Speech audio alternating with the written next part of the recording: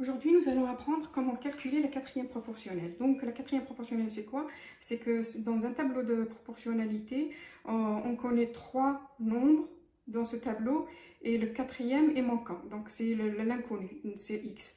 Donc, c'est ça la quatrième proportionnelle. Et donc, par exemple, un tableau de proportionnalité où on a A, B, C et D.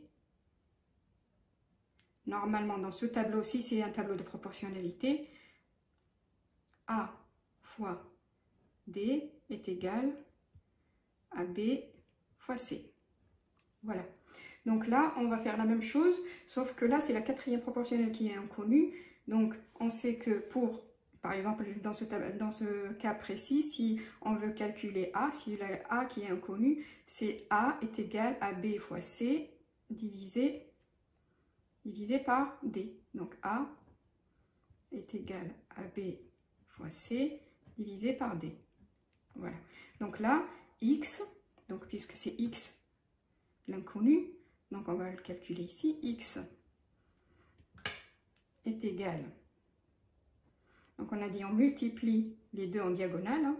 Donc comme ici, B fois C, donc on multiplie les deux, enfin, le nombre en diagonale, donc c'est 7,5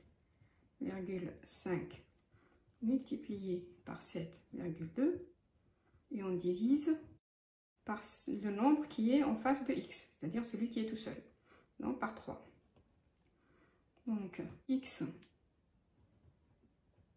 égale, donc 7,5 fois 7,2, ça va nous donner 54 divisé par 3.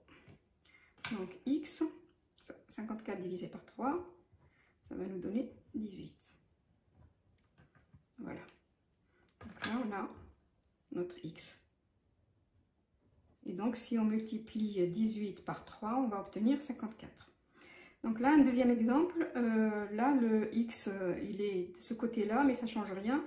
On applique toujours la même méthode. Donc, on va multiplier en diagonale et on va diviser par le nombre restant. Donc, x égale, donc on va multiplier les deux nombres en diagonale, donc c'est 3 fois 6, et on divise par le nombre qui est en face du x,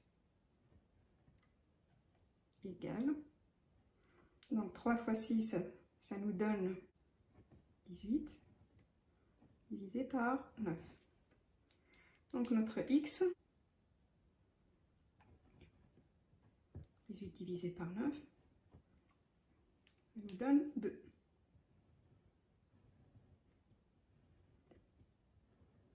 Donc pour conclure, ce qu'il faut retenir, c'est que quand on veut calculer la quatrième proportionnelle, puisqu'on connaît les trois nombres, donc pour calculer la quatrième proportionnelle, on multiplie les deux nombres en diagonale et on divise par le nombre restant. Voilà, cette leçon arrive à sa fin, j'espère que vous avez compris. N'hésitez pas à vous abonner pour ne rater aucune de mes vidéos. À très bientôt.